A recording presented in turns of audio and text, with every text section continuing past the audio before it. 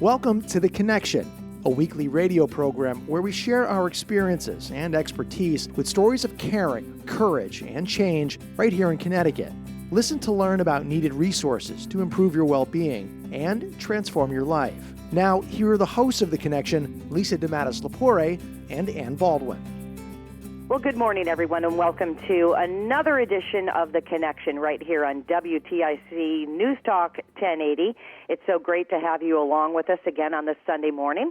As you just heard in the introduction, I'm Ann Baldwin, one of the hosts of the show, and Lisa DeMattis-Lepore, who is the president and CEO of The Connection. We're always together every Sunday morning, and it's kind of a double whammy today, Lisa, because we have not only a special guest with some special expertise, but we have a regular Connection listener that we are having on as our guest today. So how great is that?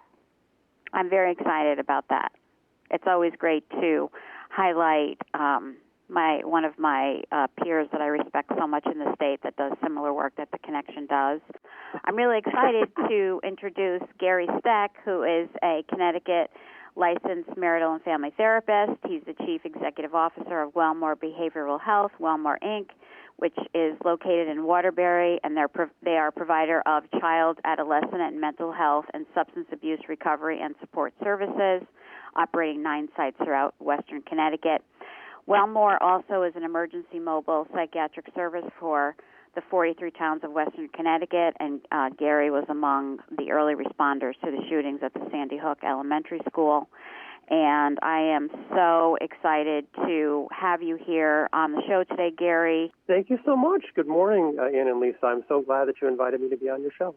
We are, and the timing is perfect because we've talked a lot about on this show, just about, like I'm in Boston right now, and, I'm seeing everybody, even on the streets, everybody's wearing masks, with COVID-19, and now schools are about to start, and I know even with my granddaughter, it's so uncertain. With Lisa's son, who's supposed to be going off to college, the dynamics of all this have changed. So one of the things that we wanted you to talk about and for our listeners to hear is, from your perspective, as the president and CEO of Wellmore and all your credentials, which Lisa so nicely described, how are we doing? Well, I think we're off to a good start, and I think we have a long way to go. I'm really amazed and impressed with how the behavioral health providers across the state of Connecticut have adapted their services and have adjusted and continue to adjust. And our amazing staff were really this amazing treasure to the community that they're willing to take on, in some case, significant risk to do whatever they can to support and help people. So on a whole, I think that we're in a phase, and at Wellmore we're really focusing on choice. And choice is so more important now than ever before. And what I mean by choice is empowering people to select the way in which they want to be seen. When COVID started, everyone really needed to move to remote services only, and so now we do have the capacity for doing telehealth, either seeing people virtually over the internet or through their phone or by doing telephonic sessions. But we've tried to develop a set of different approaches, which includes we are doing home visitation, we're doing drive-ups, we set up tents at our sites so that people can come in and they can either be seen in the tent or they could stay in their car, and then our therapist could have the session literally in the car if that's what it took them to be safe. Curbside visits. And then in our buildings, we've radically changed how the buildings are set up so that we can accommodate the spacing. And it's working. Initially, there was a lot of concern, and people were worried that it wasn't going to be safe. And in general, across the United States, people have been deferring care for everything, including behavioral health and addiction recovery, which is a terrible idea, but you can understand why people would be afraid to go in and see their healthcare provider because they think that sick people are at their healthcare provider and that they're more likely to catch COVID if they're at their healthcare provider. But people are starting to move out of that phase, and so we think it is so important to send a message to people that they can make decisions for themselves because a lot of decisions have been taken away from them. So not only are we offering choices in how they can be seen, but our staff and the staff of The Connection and other providers across the state are really modeling for adults in particular that have kids that they can do this successfully, that they can make good choices that are going to work for them and their family, that are going to offer safety, but also that they can go back to being parents and not really sort of be subject to the dictates of what the government says. And there's so many ways in which the government is much more directly involved with their life. I mean, people can't even travel out of the state to visit their family in 3/4 of the country. That I think people have sort of lost their sense of personal authority and power. And so we see this as an empowering opportunity. And equally, the telehealth thing, which I know that Lisa and I want to talk more about, is an interesting vehicle that may address racial injustice, in that behavioral health services up until now we could not do them remotely. And so I can say for Wellmore, our clients are quite diverse, disproportionately Black and Latino, and also our 90% of the families that we work with are poor. And so now, not only for the first time, we're saying to them that they can choose how they want to be seen, and in particular for persons that are in recovery. Most people that are in recovery that are involved with the state protective service agencies or courts or probation or parole really are told, you have to go. This is when you go, and this is how you're going to get it. And now there's this unique opportunity where we're saying to them, hey, you have choice. And it's amazing that while the courts have slowed down and all that, people are voluntarily coming in. And we really think that this is something that may, long-term, be a real opportunity for change. Gary has spent the last 32 years working as a clinician and manager at inner city community treatment settings, and he has so much passion. You can hear, right through your voice, Gary, how committed you are to serving, a really needy and deserving population. And it's remarkable to me how you have been able to just meet the needs of inner city folks where you're located and continue to provide the service and, just plow through and, make things work. And, Gary's making it sound really simple. It's not. It's really hard work to roll this, telehealth and to make this happen. What goes on behind the scenes and how you have to make that happen isn't easy. But I'm just really grateful because your services are so needed. And what I'd like to do is for people who are listening to our show right now, we want to give out we're talking again with Gary Stek, who's the Chief Executive Officer of Wellmore Behavioral Health. If you need services, the number to call is 1-855-WELLMORE, which is 1-855-935-5667. Again, 1-855-935-5667. And the website is Wellmore, WELLMORE.org. Gary, what has been some challenges that you've seen with connecting people with telehealth? Are there things that you can share? A couple of things that you overcame to make this happen for you at your organization. Yes, so all of us in Connecticut that are doing community behavioral health had to pivot basically overnight, in that it really wasn't an available resource, and so the technology piece was one thing, and that was a huge jump. The software, the hardware, the security, and all that kind of stuff, and organizing it.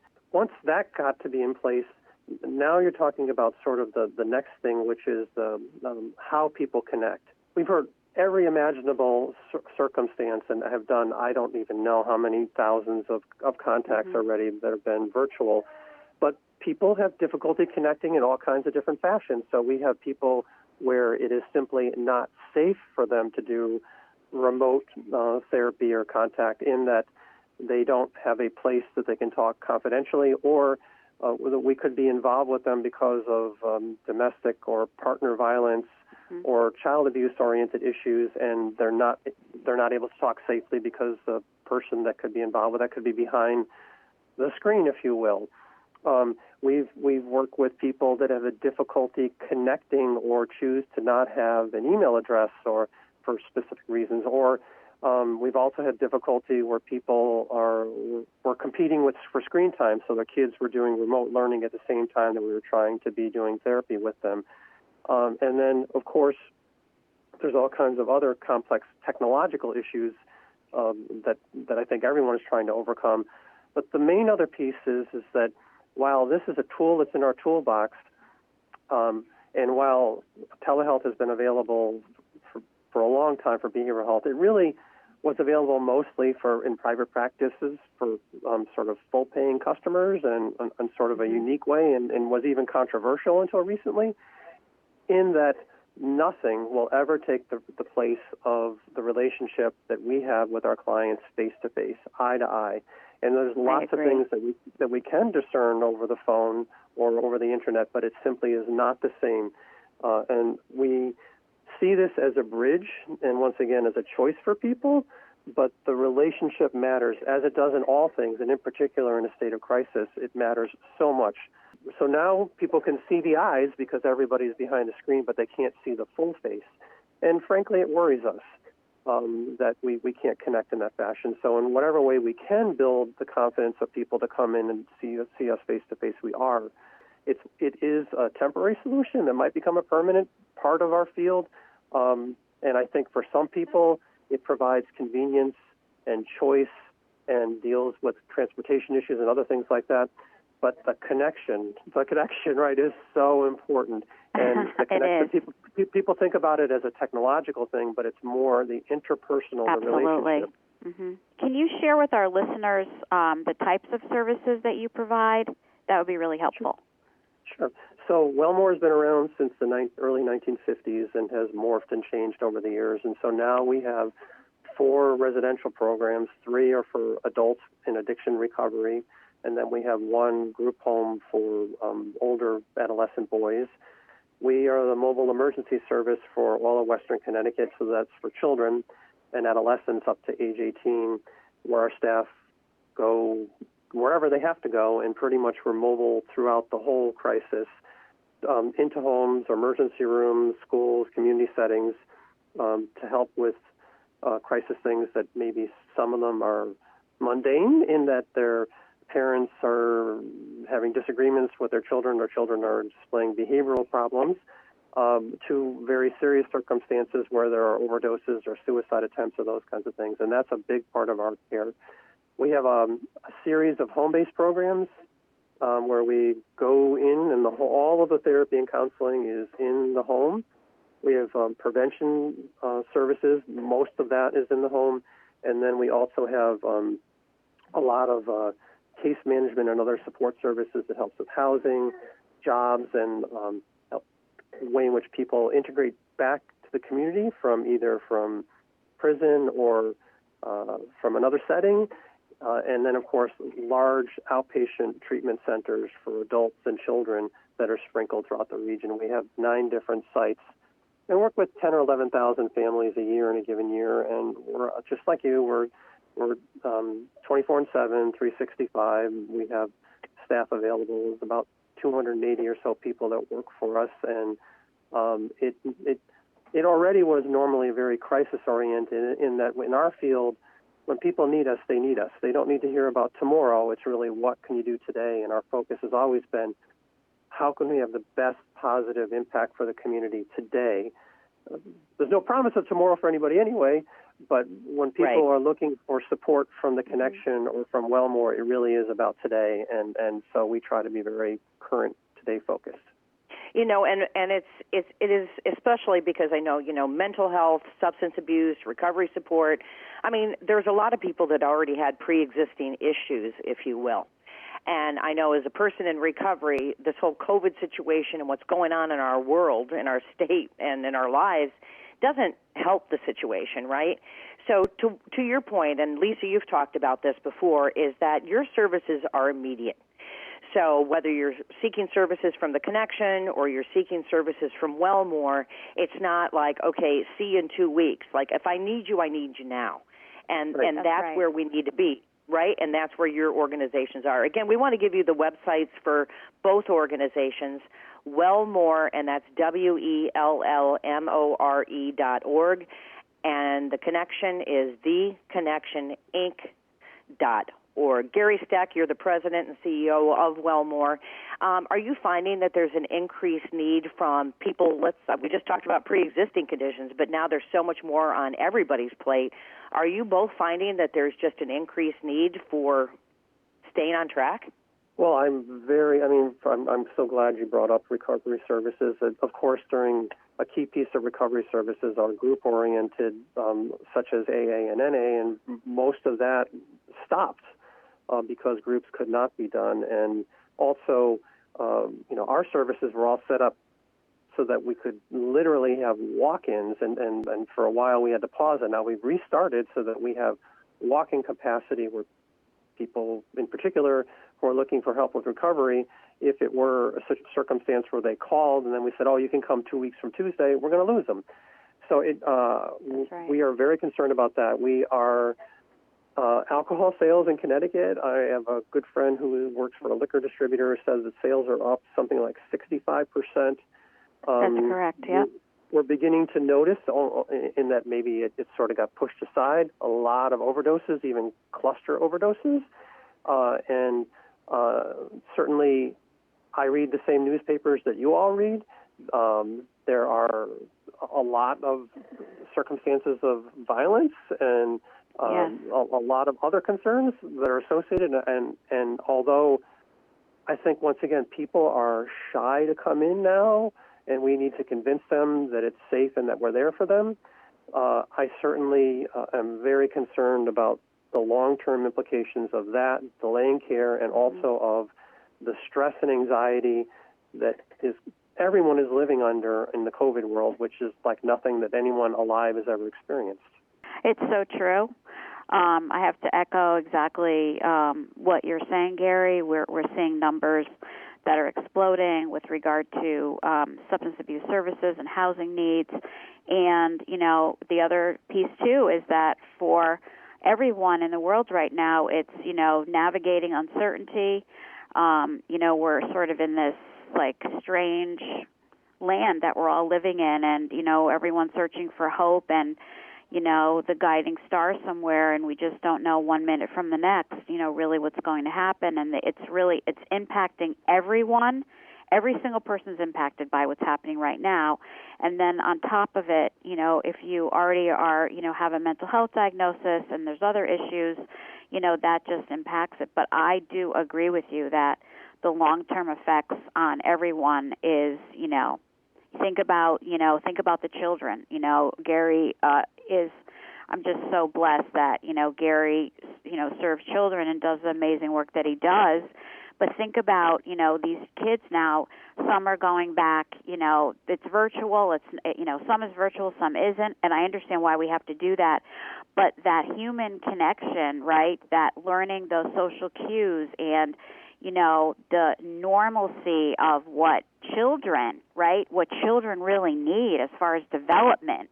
And teachers are working super hard to, make things work. But like Gary said, there is something to be said about, seeing a child in a classroom and being able to observe the behavior and their affect and looking at them and reading what's happening without, those unspoken. And it's really hard to do that over a screen, right? But we're trying to stay safe, and numbers are starting to go up again. And, again, Gary, thank you for providing these services, especially for children in Connecticut. It's so greatly, it's needed for all populations, but I always feel like children are, the wave of the future, and we want to break these generational cycles of abuse and neglect.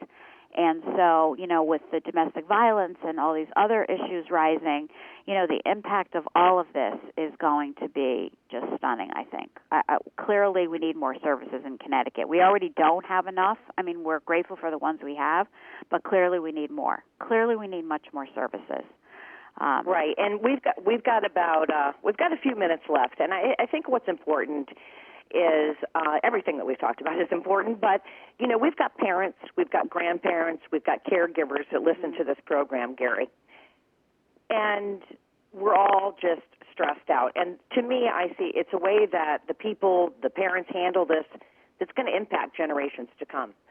So I'd like to have you give our listeners your best advice for how we can maintain and try to keep our sanity, during who knows how this thing's going to continue to roll out. What is your best advice for folks listening?